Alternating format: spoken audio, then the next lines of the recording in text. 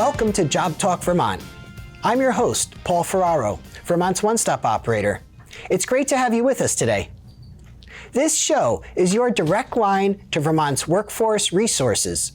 Whether you're exploring your first job, stepping into something new, or building on the career you already have, we're here to help you feel informed, supported, and ready for your next step. Today's episode brings together two important conversations. In part one, we sit down with Mike Dooley, Center Director at Northlands Job Corps. Job Corps plays a major role in helping young Vermonters build skills, gain confidence, and move toward meaningful careers. We'll talk about the jobs they're hiring for and the impact their team has on students and the community. In part two, we shift gears and talk about independent contractor work, what it means to be paid as a self-employed worker, how it differs from traditional employment, and what you should know before taking on contractor work with a company. We'll also look at current job openings across Vermont in our Hot Jobs segment. Then we'll walk through a practical job search strategy and make it happen. And finally, we'll highlight upcoming one-stop events to help you stay connected and prepared. This is JobTalk Vermont. Let's get to work. Vermont's one-stop system is a statewide network of career centers that offer free support with job listings, training programs, resume help, career counseling, and more. We connect you to resources and partner organizations and provide individualized support for Vermonters who are entering or re-entering the workforce, looking for training and apprenticeships, or need career guidance. We are a network of community organizations working together to support Vermonters with individualized services.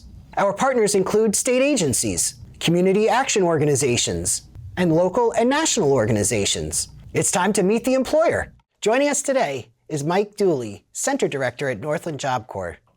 Northlands is one of Vermont's most important career training programs for young adults. They provide no-cost education and hands-on training for students ages 16 through 24, helping them build skills, gain confidence, and move toward meaningful careers. Mike is here to talk about the programs they offer and the staff openings they're looking to fill. These roles help keep their campus running smoothly and ensure students get the support they need to succeed. Mike, thank you for joining us today. Thank you for having me on. So our viewers love to connect with our guests. I'd love to start with you by telling us a little bit about your career path and how you got to where you are today. I started working with nonprofits and with people with dual diagnosis and disabilities in around 2000. And then I kind of moved from the West Coast back to the East Coast. And I found the Job Corps program, and I started working at a Job Corps in upstate New York over 23, 24 years ago. And I just took to it. I really liked it. I really enjoyed the working with the students. So yes, and I've been doing it ever since. So I've had several roles at different Job Corps. I've worked at 3 different Job Corps. And in 2019, I took on the role as the Center Director at Northlands.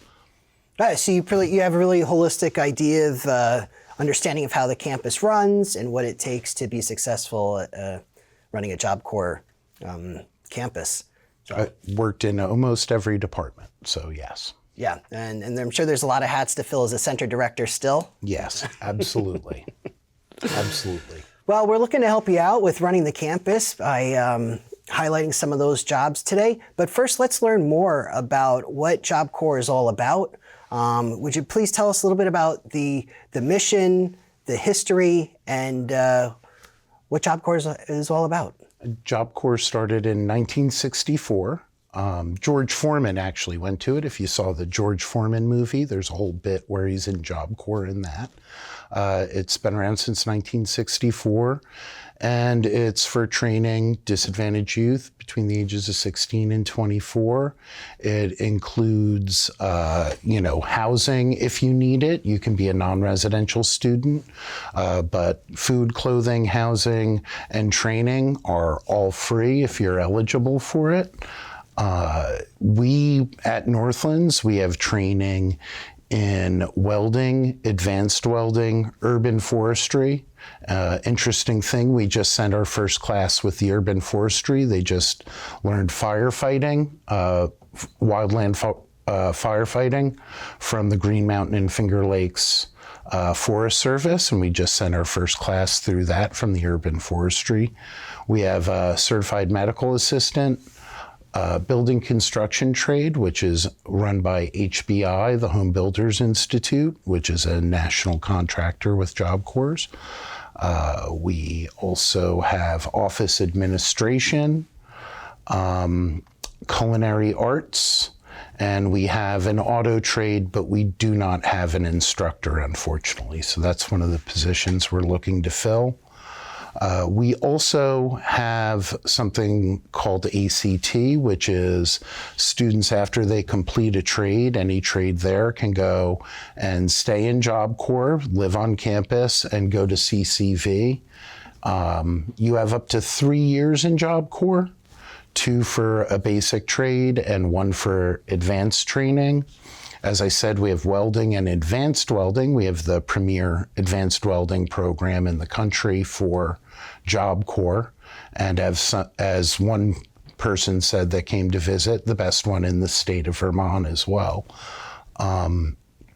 But Job Corps actually gives you access. There's 120 of them across the country. There's at least one in every state. So completing a trade at Northlands gives you access to advanced trainings all across the country.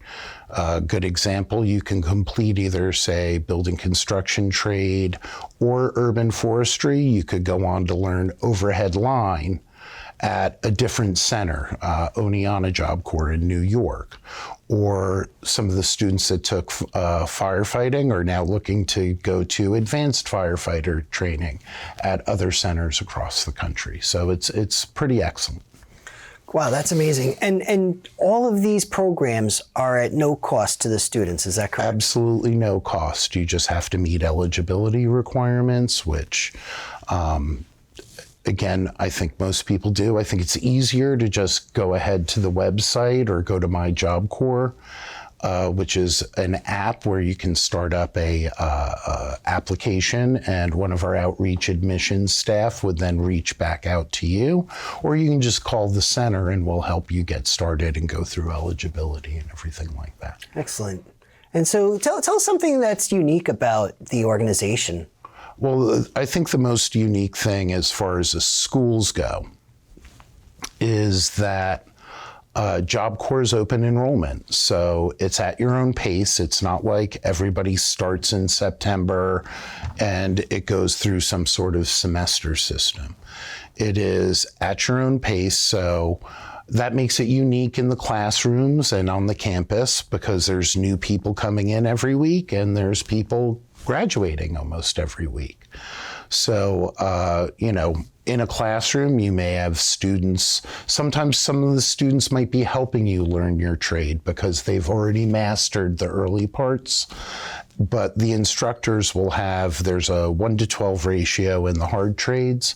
So they may have students who are just starting, and then they'll have students who are almost complete, all at the same time in the classroom. We also do, we do a lot of, it's primarily hands-on learning in the trade classrooms. So we do community service projects, and we actually get additional funding to do things, whether in the community or around the center, to buy materials so that the students can actually work on their trade.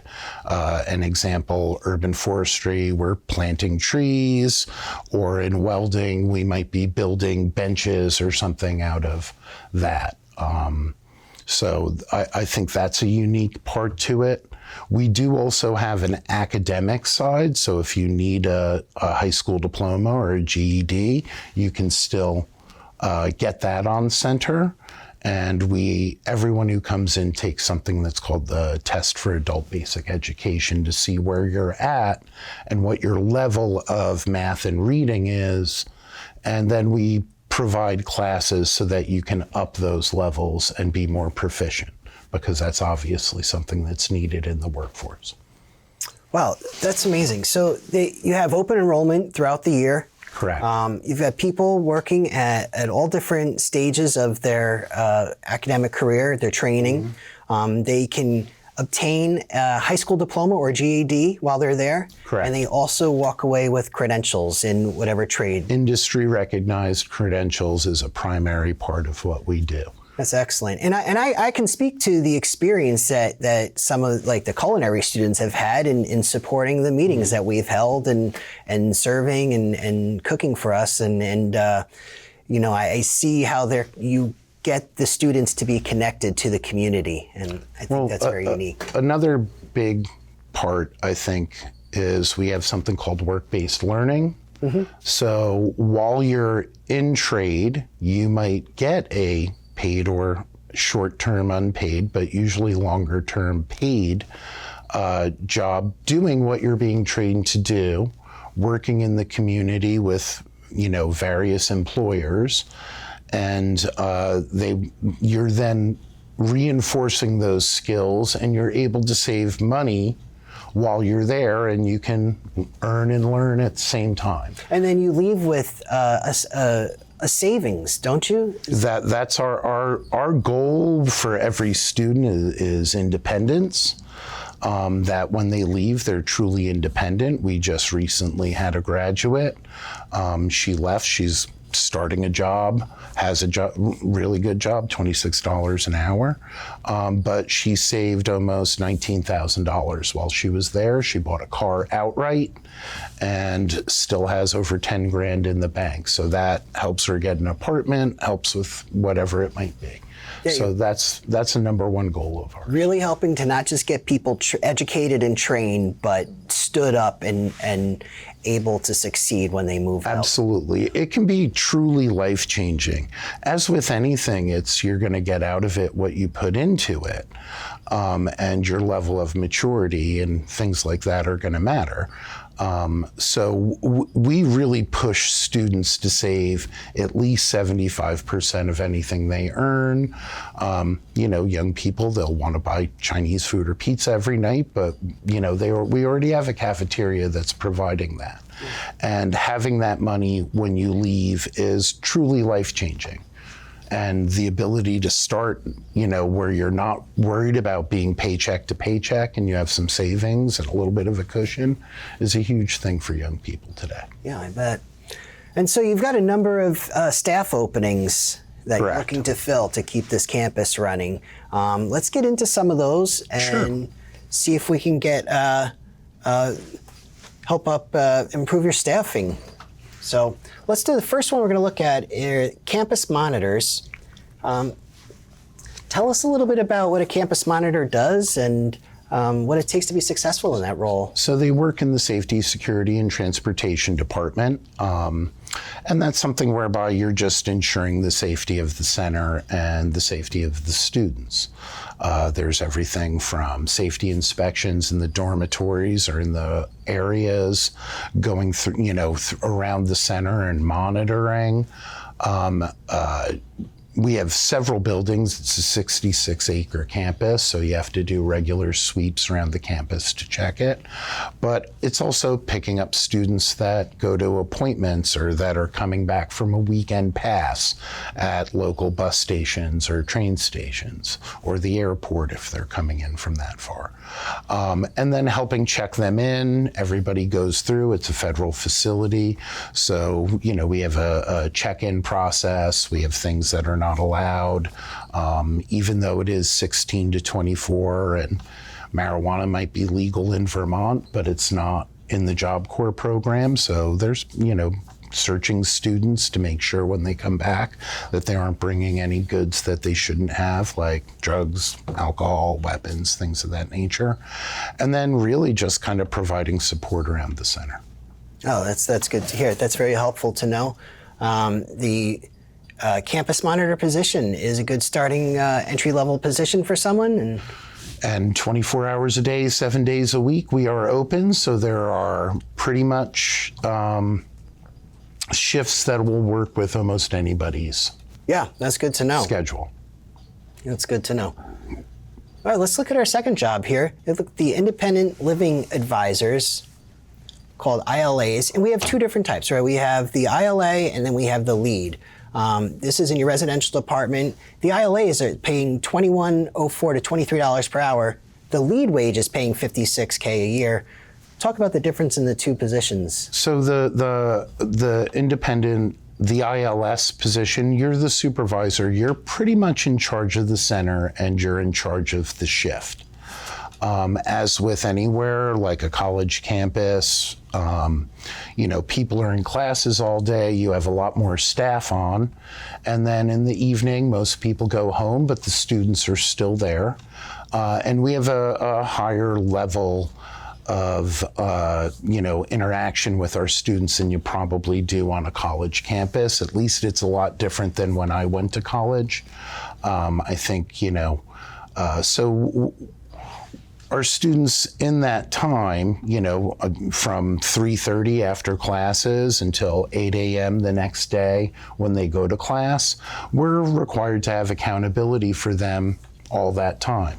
So depending upon the shift you work, part of it'll be if you're on a prime shift working from 3 to 12 or working the weekend shift, which is unique, and I'll talk about that. Your primary thing is you're working with your student leadership to ensure the safety of the dorm, the cleanliness of the dorm. All of the students that come in that are students, they have requirements to do something that we call sections, which is kind of, your chore to keep the dorm clean and to keep your room clean, and they get inspected pretty much daily. So your job is working with those students, and you're also going to be, ensuring that they're acting right behaviorally. 16 to 24 is a very wide age range, so you've got everything from very immature behavior to much more mature students. So you're just trying to, number one and foremost, ensure safety and accountability, that you know where they are. All of our dormitories have kitchens, so you might help them learn some independent living skills with learning how to do basic cooking, basic budgeting, things of that nature. And you're also just there to kind of help them out. I think the number one thing is everybody, any position, is supposed to be a little bit of a counselor. Students are going to have their challenges throughout. So you're there to be an ear, help them out, give them advice, and help them on their way and get through. The overnight position is a little bit more you're checking to make sure that they're there, they haven't taken off. We do bed checks at least twice a night. And then in the morning, you're making sure that they're up, they've cleaned up, and they've made it to class on time. The weekend position is very unique. We switched to something a little bit different in order to try and get staff. So I think this is the coolest, especially if you were a younger person. I'm a little bit of a workaholic. I would have probably had this as a second job when I was younger if it was available. But you go to work at 8 a.m. on Saturday and you finish at 8 a.m. on Monday. You get 2 breaks and you get time to sleep in a room on the dorm, that's secure, and students just know where you are. They can knock on it and wake you up. But you basically do a full-time job between the hours of 8 a.m. Saturday and 8 a.m. Monday. So people that have daycare issues or, different scheduling problems, I think that's something that's really helpful for them. But again, with that position, the students are mostly in their off time, and you're doing a little bit of every position. You're also doing overnight stuff, so you're making sure they're up in the morning, especially on Monday and off dorm, but you're working with them on the weekends, helping them sign up for recreation trips, or just helping them out in general. How do you know you've got the right candidate for these roles? Like, what particular attributes in candidates are you looking for? I think, you got to really be kind of firm, fair, consistent. You've got to want to work with and help young people. This is really, there's a lot of rules in Job Corps, but you have to know that the main goal is not that they're perfect and acting like perfect students, but that you're helping them towards their goal of completing. Another unique thing about Job Corps is, again, I think most staff that love Job Corps and start working stay a long time. We have a pretty low turnover rate, and there are a lot of people there that have been there for a very long time. There are 3 women named Sue, the 3 Sues, that have been there since the place opened in 1979. So you really kind of get addicted to it. But within, you get to watch people grow and watch people grow up. It's something you regularly hear from students.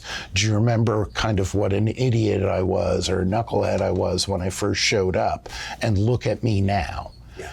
And so yeah, it's you've got to want to help people, and you've got to have patience. And you can't be a sucker. Kids try to get away with things. It's what I did. It's what everybody, I think, does when they're younger. But I think that's the number one thing, is caring. And that's what most of our staff are dedicated to, try and help these young people get what they need.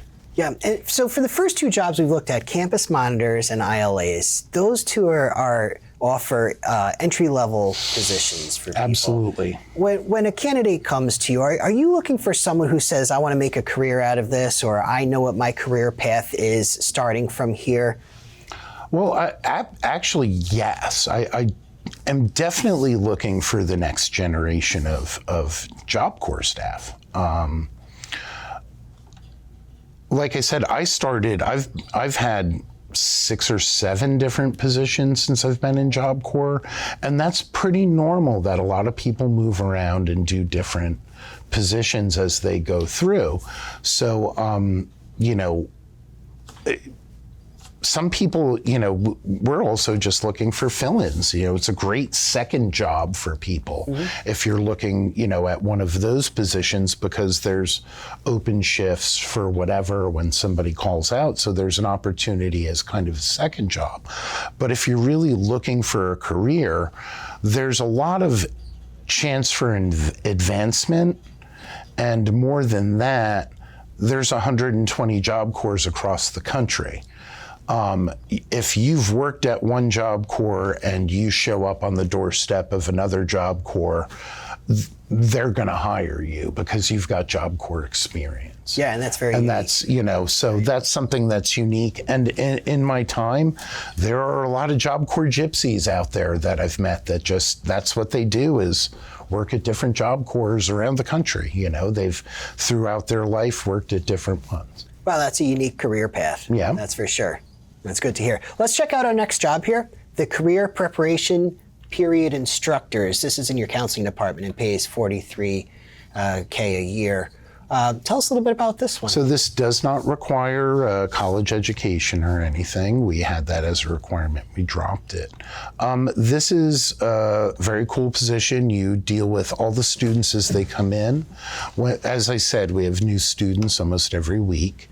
And so their first phase when they're on center is career preparation.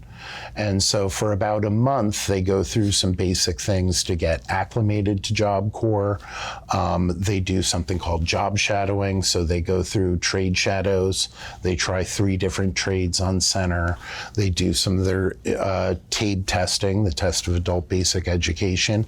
And your job is to kind of help get them through the program, help them set their initial goals, what it is they want to, do while they're in Job Corps, and help them with that career path so that they have a clear understanding of what they should be doing and how they should be trying to progress through the program.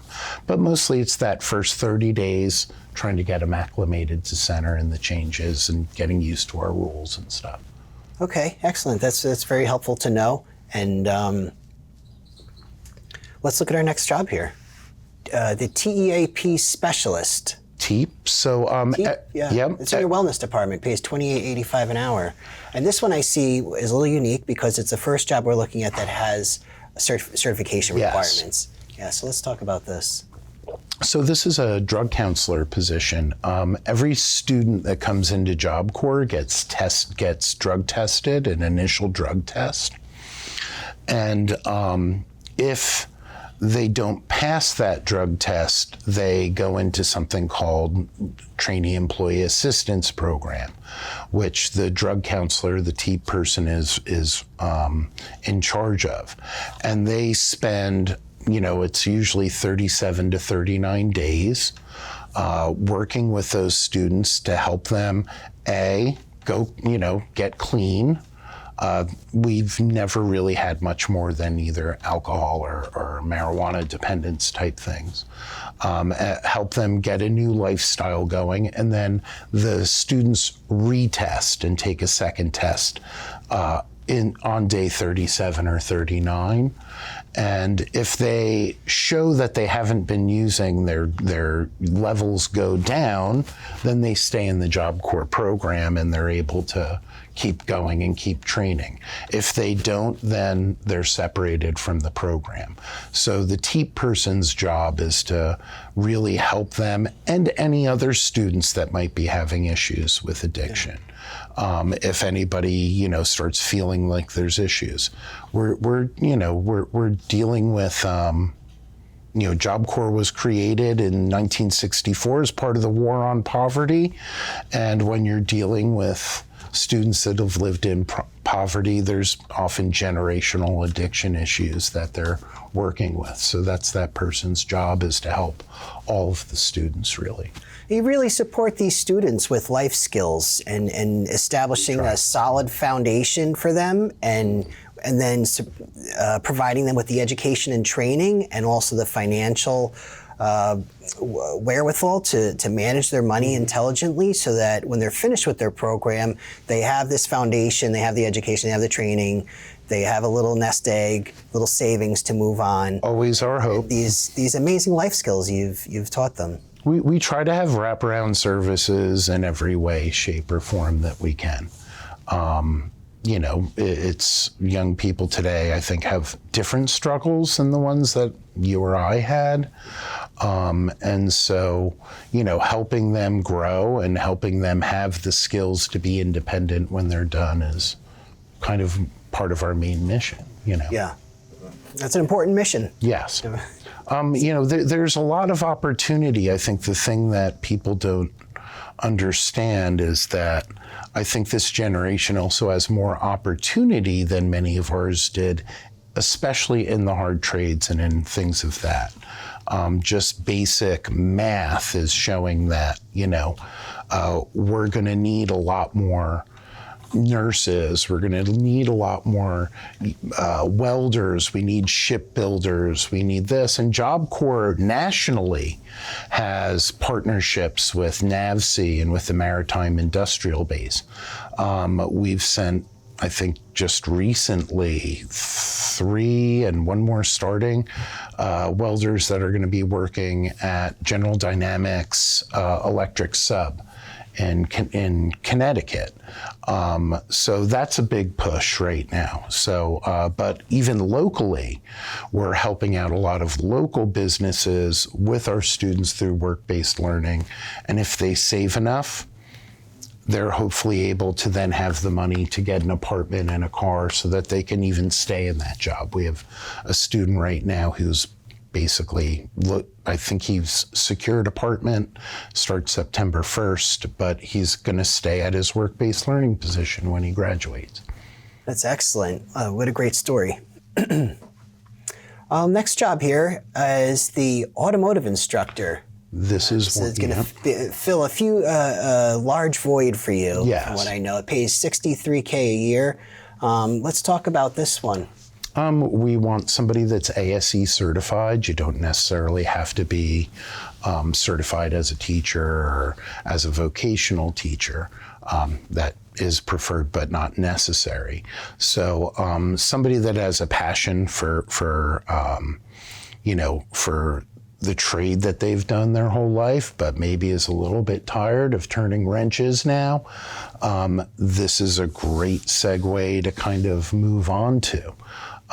We do want ASE certification, or if we got a waiver, the ability to pass an ASE. But that's also what we're looking for the students in the trade.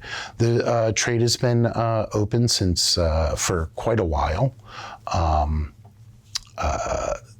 So, we are not accepting students into that trade.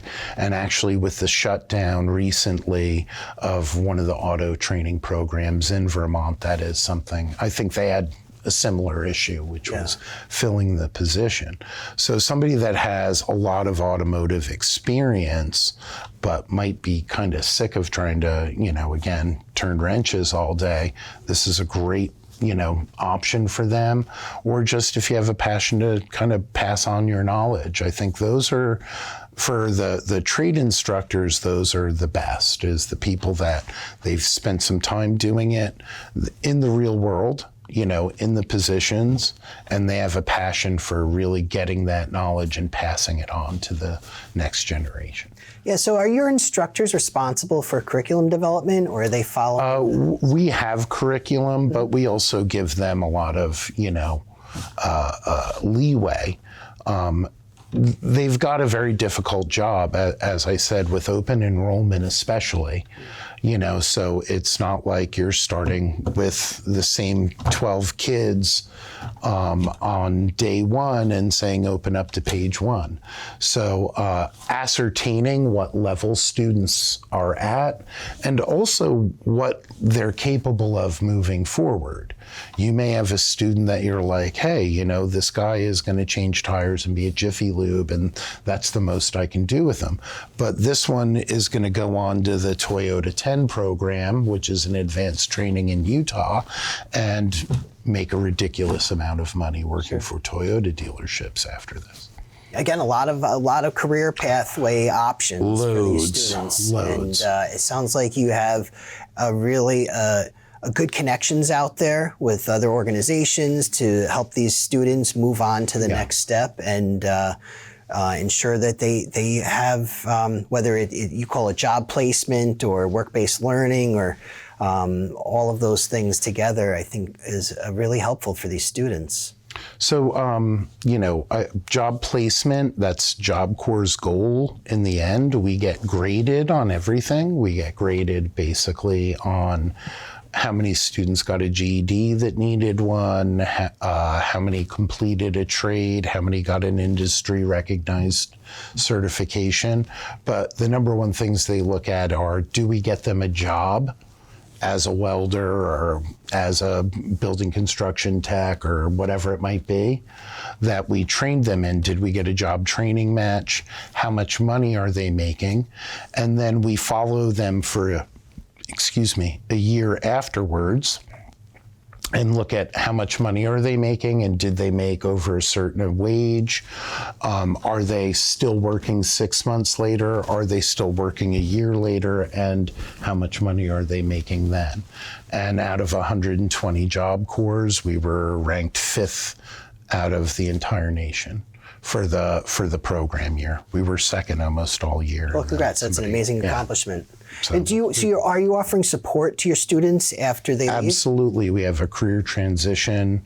So there's 4 parts of Job Corps. There's the outreach admissions phase, and we have outreach admissions counselors that help you join Job Corps. CPP, which I mentioned, which is kind of your introductory phase, where you go through, you learn all the different rules and you learn how to, get used to the schedule and all of that. And then career development is the primary part, and that's where you're doing your training. And then after that, career transition services, and they last for up to a year. So you'll have a career transition counselor that will help you. We try to place you before you leave. Mm-hmm.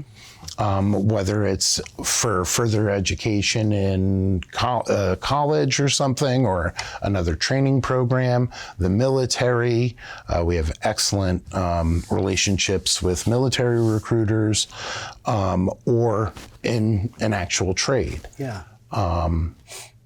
For culinary students, a lot of our students come in experiencing homelessness. So we look at a lot of resort work for them that might include housing. There was a young man that came in with that. We placed him at a very fancy place out in Death Valley that neither of us could afford to probably stay one night at. And he called back and is like, am I crazy if I want to stay here the rest of my life? And I was like, no. So he's, the job includes housing, right. So it's pretty cool. Really, you really focus on the individual needs of every student. Absolutely. Everybody's different. So we're trying to create a program for each student that comes in and meet their needs, because you can't really have a cookie cutter answer to the problems that youth have when they come in. Yeah. Everybody's experiencing something different or in a different phase. A 16-year-old does not need the same things a 24-year-old does. And so trying to, and that's always the challenge with the staff that makes it a little bit crazy to work there. So I always consider us kind of an island of lost toys for staff and for students, because it's, takes a unique person to do that. And kind of have that flexibility of mind to figure out it's not just one size fits all. Yeah, that's for sure. Let's look at 3 more additional opportunities here. And then I have a few more questions about working at Job Corps. So we have a job in the recreation department. The recreation aide pays $18 per hour, and that's weeknights and weekends. Correct. And that's just, you might be anything from running a basketball tournament to taking students on a hike, to going to a museum with them, coming up with ideas for them. It might just be hanging out. We have 2 recreation areas on campus. We have a gym that has like a basketball normal gym on top, and then workout equipment, cardio and boxing equipment and stuff, and art room. And then we have what we call the chapel, which is kind of a hangout area. It has gaming stations, SG student government store, and then foosball and pool tables. So you might be running a pool tournament. And for those things, it's always like things that people are interested in is always good. People that have a passion for knitting have started knitting clubs, and you'll have a couple of kids sitting there learning how to knit with you, whatever it might be. If you have a passion for hiking. And that is often, that's again, a great second job opportunity where you can work some part-time hours, on the evenings and weekends. It might even just be, driving a van load of kids to go shopping at Walmart or something and get off campus for a bit. And whatever it takes. Yeah. Yeah. What do they want to do? All right, let's look at the next additional opportunity. In your food service department, we have 2 opportunities here: a senior cook at $22 per hour and a cook assistant at $18.79. Yep. So both those positions are, working in our cafeteria. We provide 3 meals a day during the week, and then on the weekends we have brunch and dinner. And that's just working with, and also working often in conjunction with our culinary trade and students from the culinary trade. So you might be helping them train. But we have an really, truly awesome cafeteria staff that work well together, making what the kids want, healthy choices and things of that nature. And these are staff positions for the cafeteria. These are not necessarily instructor positions. No, those are not instructor positions, but we may have a culinary instructor position opening. We're looking at that right now, possibly. So, but these are really working in the kitchen, helping the students with their meals. Excellent. And what's our last job here? The academics department is looking for a secretary. So we're looking at this as really more almost as a work-based learning coordinator. So I mentioned work-based learning earlier. And this would be somebody that helps out between the CTT, the Career Technical Training, and the academic department. But one of your primary focuses is going to be trying to help create and track more of the work-based learning opportunities that we're really growing with. We have probably about a dozen students out in work-based learning right now. And so we're trying to create a position that focuses on that. And that would be your primary thing. So you would be doing everything from going out and meeting employers or trying to hook up the training instructors, the CTT instructors, with employers to create a relationship, to maybe take on a student that might want that, and then ensuring that we're tracking that student's hours, what their schedule is, and trying to make sure they're saving money and things of that nature. Excellent. That's good to hear. And so what kind of benefits come with these jobs? We have both salaried and hourly positions here. Can you talk about that? First off, on the hourly, they're all based on, the wages are now based on the Service Contract Act, the SCA. So the government turns around and says, okay, this position now makes this much money. So they'll, get changed based on what the federal government's doing with that. I should mention, no, we are not. We work for a company called ETR. We're a subcontractor. We are not federal employees. So you're not a federal employee when you work at Northlands Job Corps. All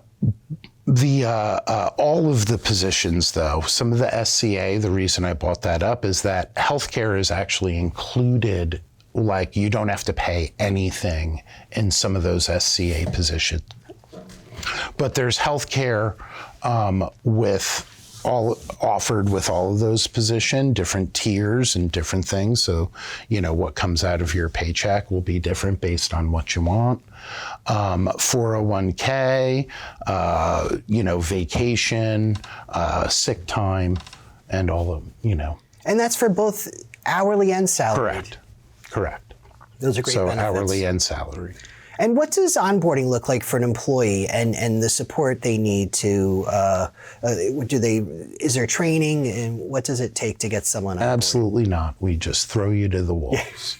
So, staff will come in, they'll start usually their first week is spent with HR doing more kind of general Job Corps trainings. Job Corps itself has training requirements for every staff position that might be individualized throughout, the year. So every year we have 10 non-student training days that are staff development training days.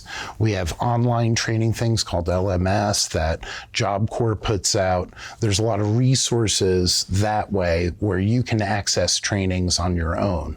But the first week is usually spent with HR getting basic training about Job Corps in general, and then you'll go to each individual position. Each department has their own training program.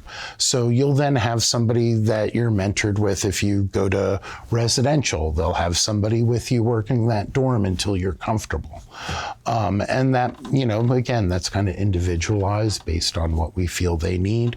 And they'll have individual trainings for each shift and for overall in residential or in security or whatever it might be. Oh, that's good. Thank you for sharing that. No problem. Many people are looking to get in with an organization that they can stay with for a long time, but they also want to know that there's mobility within that organization. And it sounds like there is some of that. Can you talk about that? There is always mobility. So we always look at internal candidates first for open positions if they qualify for them. Obviously there's some things that I can't turn around and be like, we're going to give you the TEEP position because you were a security guard. You need that education for some specific. Otherwise, we are always looking at developing, because the more you understand other departments, the number one thing is it's all about how those different departments interact to make a student successful. So if the departments aren't interacting well, so the more that somebody that's a CPP instructor understands how well residential works or how residential works, how a CTS person understands how the trades work, et cetera, that's really kind of what makes things successful. Yeah. And so we always want to raise up from within. Oh, I'd like to hear that, and I'm sure a lot of our viewers like to hear that too. So, we've covered what Job Corps is and the programs you have to offer. We've covered what it takes to run this campus and the staffing needs you have, and all the great benefits and perks that come with those positions. Would you share a little bit with our viewers a word of advice from you that can support them with their job search? I think the number one thing is, what my father always said, if you're taking money from somebody, you darn well better be ready to do the job regardless of what it is. So I think one, always go for what you find some passion about. I've had a lot of different jobs in my life, and some of them have just been a paycheck, but this really, when I first my first day at Job Corps, I really just took to it right away and became passionate about it. And I think that finding extra, this isn't just a job, there's meaning behind it. You're really making a change in people's lives, and doing something that's making a difference and helping people is what motivates me. It's what I think motivates a lot of our staff, but you've got to find what motivates you. So if you're between 16 and 24 and looking and you want different training, we can provide that. So you can come and become a student. If you're looking for something that's going to mean more than just making a widget every day, we do that too. So you can come and try and get a job. But I think the number one thing is being passionate about what you do and being reliable. That's great advice. Thank you for sharing that. No problem. Yeah. So how can interested folks find out more information or apply for some of these positions? So first off, I would say you can call 802-877-0120, or you can call Cassidy directly, who is our HR assistant, and Cassidy will help you out, and that's 877-0145. But regardless, if you call the center and say what you're looking to do, whether it's join Job Corps or I'm looking for a job, we'll transfer you to the right people. On Indeed, on the Vermont DOL website, we're listed. And again, on the Northlands website, you can actually get to. But calling Cassidy is probably the best thing to do and the quickest and easiest way. Well, I really hope people do. And I hope you do too. We can find people to fill your staffing needs, to keep your campus running smoothly, and I hope we can help people further their careers. I hope so too. So thank you very much for your time today, Mike. Really no problem at all. I appreciate you having me on, Paul. Thank you. Thank you. Big thanks to Mike Dooley for joining us today and for giving us a closer look at the work happening at Northland Job Corps. Their staff play a major role in helping young Vermonters build skills, gain confidence, and take meaningful steps toward their future. And as we heard today, they're hiring for both hourly and salaried positions that support this mission every single day. If you're interested in joining their team, take a moment to explore their current openings and learn more about the work they do. You can visit Northland Job Corps online or check out Vermont Job Link for verified listings across the state. Visit us at our comprehensive job center at 63 Pearl Street in Burlington, or find a one-stop location near you. Remember, VermontJobLink.com serves both employers and job seekers alike. So log in, create your profile, and post or view available job opportunities today. Lastly, check out part 2 of this episode where I teach you the basics of being an independent contractor. We review additional job postings and check out one-stop events. Thank you for spending time with us today. This is JobTalk Vermont. I'm Paul Ferraro, and I'll see you on your way to work.